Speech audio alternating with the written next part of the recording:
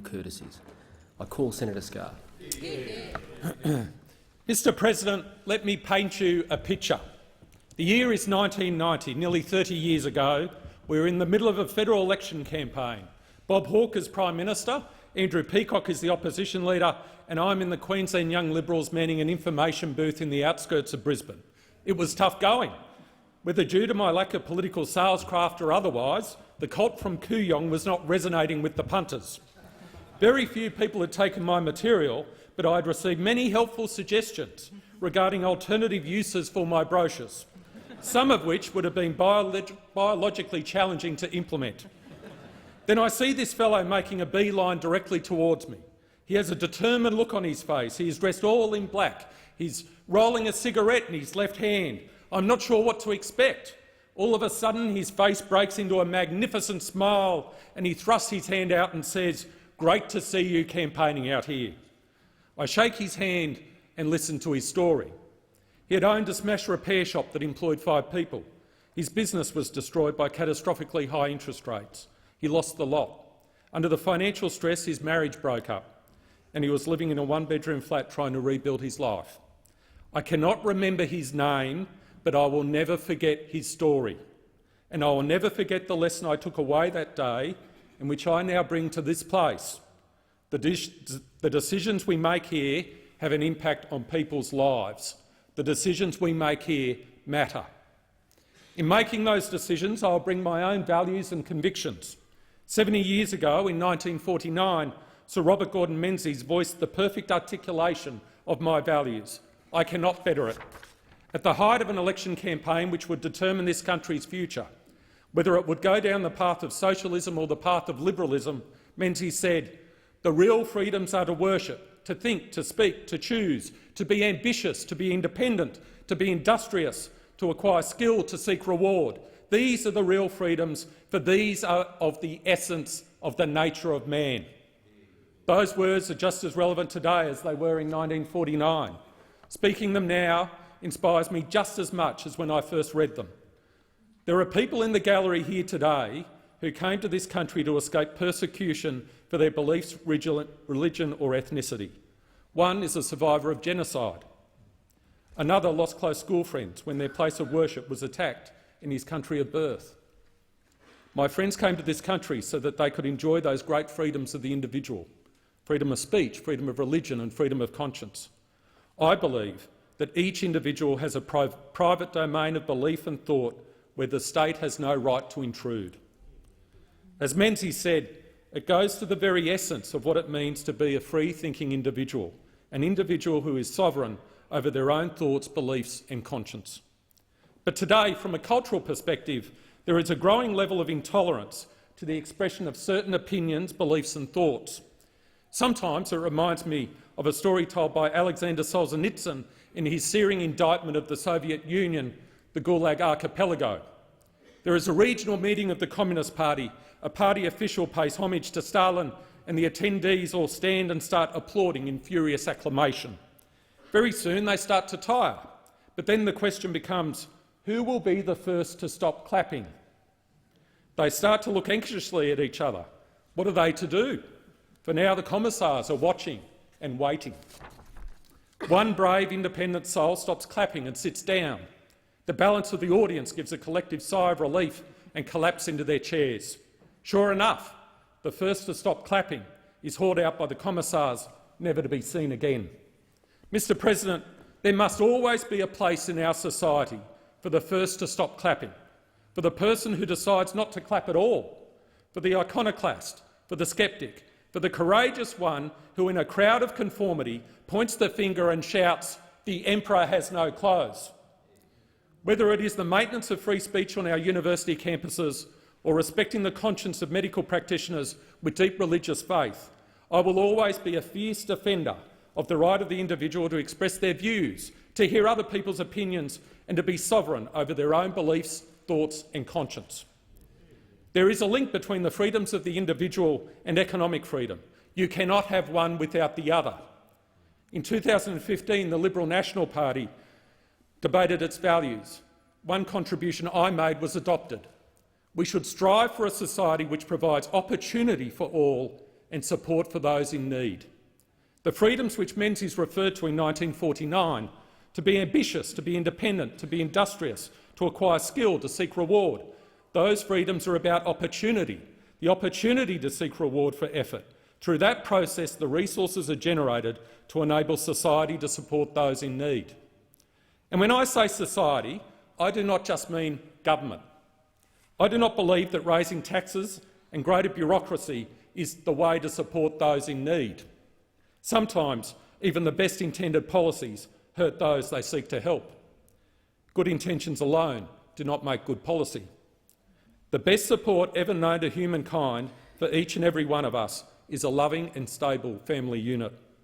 The government can never replace the family, nor should it. Our society is at its best when we all come together. Families, charities, community groups, churches and all levels of government all coming together to support those in need. We saw it when North West Queensland and Townsville were hit by devastating floods. We're seeing it now as people in my home state battle bushfires and deal with the aftermath. As Australians, we reach out to our mates and help them. That is who we are. Mr President, I do not see our country as a power struggle between the haves and the have-nots. I do not see life as a zero-sum game where one person's achievement must come at another person's expense. The ideology of class warfare is a dismal and desolate one. It does not accord with my lived experience. There is no greater force to lift people out of poverty than free enterprise. I've seen this firsthand in my own working life. Prior to entering politics, I served for 12 years as a general counsel in a mid-tier copper and gold mining company called Panost. Many of my old workmates are here tonight. Last year, we celebrated the 10th anniversary of the opening of the Phu Kham copper gold mine in Laos. The anniversary was a cause for reflection. The benefits of the Phu Kham mine were many. Thousands of people were lifted out of poverty. World-leading apprenticeship training was provided to young people, giving them skills they will have for the rest of their lives. Microfinance programs enabled villagers, particularly women, to establish cottage industries so they could bring their children in from the fields and send them to school. And the Lao government received millions of dollars of royalties and tax revenues to provide services to its people. How did this Australian company build a mine to the highest safety, environmental and operating standards in one of the poorest countries in the world? Mr President, the government did not do it, the private sector did it. Thousands of shareholders invested their capital through the Australian stock market. Hundreds of millions of dollars were invested.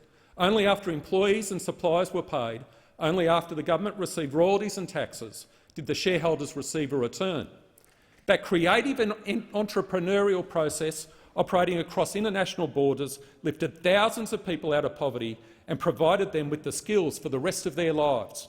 This is no trickle-down theory. This is the power of free enterprise. It is time for the capitalists to rise up and defend capitalism. Free enterprise lifts people out of poverty. Mr President, one of the driving reasons I sought election to this place is to make it easier, not harder, easier for Australians to pursue opportunity and create wealth through their own initiative, their own enterprise, their own spirit. In that regard, the decisions we make here matter. Whenever legislation comes before the Senate, I will ask, will it make it easier or harder for one of the over 430,000 small businesses in Queensland to hire an extra young person? Will it make it easier or harder for our primary producers to work the land and access the water they need at an affordable price? Will it make it easier or harder for our refineries in Townsville and smelters in Gladstone to compete on the international market? Will it decrease their electricity and gas prices or make it impossible for them to stay open? Will it make it easier or harder for the people in regional Queensland to access the same opportunities as those living in the big cities? Mr President, we should never forget that the most important people in any development decision, be it a dam or a mine or a road, are members of the local community. Whether it is an Indigenous community on the Cape, a coal mining town like Moranbah in central Queensland, or Stanthorpe on the Granite Belt, where they are doing it mighty tough at the moment, the most important people to consider are the locals. Not the NGOs who are funded from New York or London, not the activists who seek to impose their will on communities hundreds of miles from where the activists live. Whether it is a village in Laos or a town in Queensland, it is the local communities who matter. Their futures, the future of their towns, their communities and their children should not be held to ransom. I applaud the referral to the Productivity Commission by the Federal Treasurer of the process to approve major projects in this country. It should not take 10 years to approve a major project, whether it be the Roy Hill mine in Western Australia or the Carmichael mine in Queensland. We are better than that. We must be better than that. And in pursuing the opportunities we have, we must always have an outward-looking perspective. We are a trading nation. My career prior to politics has taken me all over the world. It has given me a perspective of Australia's place in the world. After I graduated from the University of Queensland, I worked for a law firm called Allens. Many former colleagues are here tonight. Working at the firm gave me the opportunity to live and work in Papua New Guinea between 1999 and 2001. When many of my friends were going to work in London, Hong Kong or Singapore, I thought there had to be something in going to work somewhere totally different. I was right. I have lots of memories of my time in PNG, which will stay with me always. But the most abiding memory is how close Papua New Guineans feel to Australia. It is a special bond. And yet so many Australians know so little about this country of over 8 million people, our closest neighbour, with its more than 800 languages. The government's Pacific Step-Up initiative and the comprehensive strategic economic partnership with Papua New Guinea will take Australia's relationship with PNG to the level it deserves. It is visionary. The decisions we make here matter, not just to us, but also to our Pacific family. When dealing with our Pacific family, it is not just the decisions that matter, but also the implementation. I applaud the goodwill extended by our Prime Minister in hosting the Prime Minister of Papua New Guinea as the first guest of government in this term of parliament. The goodwill generated by that decision cannot be underestimated. It is an unequivocal expression of the importance of the partnership. And we should remember it is a partnership between two sovereign nations, which are both parliamentary democracies with independent judiciaries and governed by the rule of law. Our children need to learn more about PNG. Why does it barely rate a mention in our school curricula? Consider PNG's fascinating history, the cultures of its multiplicity of ethnic groups, the history of colonisation, the passing of administrative control to Australia after World War I, the bonds forged between our two peoples on the Kokoda Track during World War II, and then the journey to independence in 1975.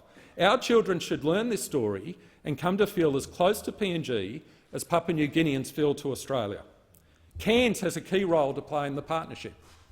In some respects, it is almost like a southern suburb of Port Moresby. More than 10,000 Papua New Guineans live in the Cairns region, along with many Australians who have a connection with PNG. From health and education to promoting business links and trade, Cairns is perfectly placed to support our Pacific Step-Up and partnership with PNG. It would provide an ideal location for the Office of the Pacific to administer Australia's Pacific Engagement Strategy. Cairns could also be a key partner in the introduction of the Papua New Guinea team to the National Rugby League. Now, those who are not fans of the greatest game of all and those who have not lived in PNG will find it hard to imagine how much Papua New Guineans love their rugby league. I can remember my first State of Origin series in Port Moresby. All the small buses, the PMVs, transporting people around Moresby dressed in their maroon or blues colours. I would ask my PNG mates, how did you come to support one side or the other? And they would give me this passionate explanation as to the origin of their loyalty. I was thrilled to be at Lang Park last year to see the PNG Hunters win the Queensland Cup. It was a storming Queensland-like State of Origin last-minute finish. Nothing would give me greater pleasure than to see a PNG team in an NRL Grand Final, except perhaps seeing that Grand Final played in Brisbane. Sport brings people together, and Papua New Guineans and Australians love their sport. It is part of our bond. Mr President, I only had the opportunity to give this speech because of the support and encouragement I've received from countless people. To the Queensland voters who elected me and those who had a different view, it will always be about you and never about me. To all of the members of the LNP, thank you for your tremendous support and commitment. You seek nothing more than a better Australia. It is your values that I'll fight for every day. To Senator Susan McDonald, Senator Gerard Rannick, Amanda Cam and Nicole Tobin, you were not just fellow candidates, you became friends. To Barry O'Sullivan and Ian MacDonald, whose terms as Queensland Senators expired on 30 June, I acknowledge and pay tribute to your service. To Olivia Roberts, Clinton Patterson, Robert Shearman, Russell Bauer and Frank Beveridge, who stood in Queensland seats where the going was tough for both of us, both sides. You are the heroes of the Australian democracy. You are the ones who put your hand up to make sure that people have choice. To Brad Carswell, who served as both a Senate candidate prior to being called to higher duty in the seat of Lily, how could I forget you? Brad, you never cease to put a smile on my face. To my fellow Queensland LNP senators and MPs, thanks for your support. In particular, thanks to Senator Matt Canavan for the outstanding leadership you showed during the campaign in regional Queensland. In fact, to all the senators here today and the clerk and the staff, thanks for making me feel welcome. To the campaign team under Lincoln Follow and all the other LNP headquarters staff under the leadership of Michael O'Dwyer, you are outstanding. To my father, David Scarr, and my mother, Diane Berry, thank you for your values and for your love and support, especially when I needed it most. I also remember your parents, my beloved grandparents. Mum cannot be here today due to ill health. But I know Mum is watching, surrounded with the love of her husband Graham, my auntie Janice and cousins Cherry and Kathy Northam. To my sister Karen Radford, you are the kindest person I know. Thanks to my nephew Harrison helping on election day. Mate, I'm going to give you a harder booth next time. My parents made many sacrifices so that I could attend Ipswich Grammar School, a fine institution. There are a number of teachers who had a major influence on me, including Ted Ryan, Bruce Prasser, Jim Crichton and Igor Lapa. A man who came to this country at the age of 12, a refugee from Stalin's Soviet Union. He could not speak a word of English and he served that school for over 40 years. Over 40 years. He was as much a part of that school as the very bricks and mortar. To my beautiful wife, Louise, what can I say to pay justice to what you mean to me?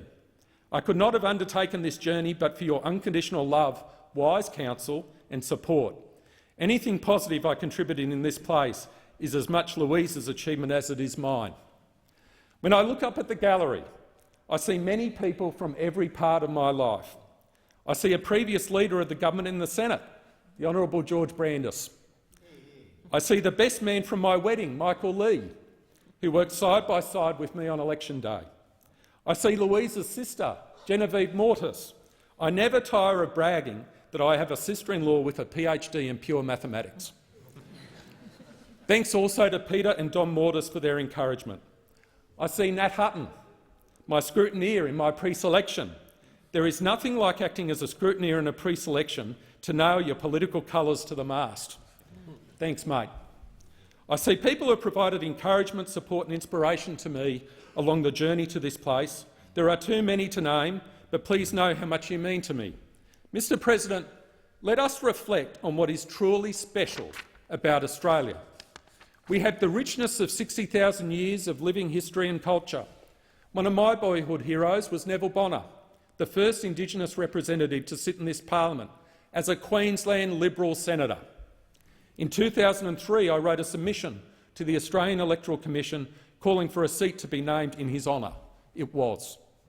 Now, in 2019, we have our first Indigenous Minister for Indigenous Australians.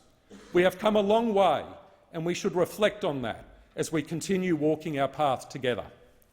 Let us reflect on the fact that leading the government and the opposition in this chamber today are two Australians who were both born overseas and have risen to two of the highest leadership positions in this land. Where else in the world could this happen? I am truly blessed that my experiences have brought into my life people from different backgrounds and cultures. In the gallery today are friends who have come to Australia from all over the world: the United Kingdom, Greece, Rwanda, South Sudan, China, India, Pakistan and Samoa, together with friends whose families have been here in Australia for generation after generation, all coming together in this beautiful, unique country we call home. Mr President, let me close with the words of the great Australian poet and bush balladeer Banjo Paterson, written in honour of the Anzacs in 1915. And with Australia's flag shall fly, a spray of wattle bough, to symbolise our unity. We are all Australians now.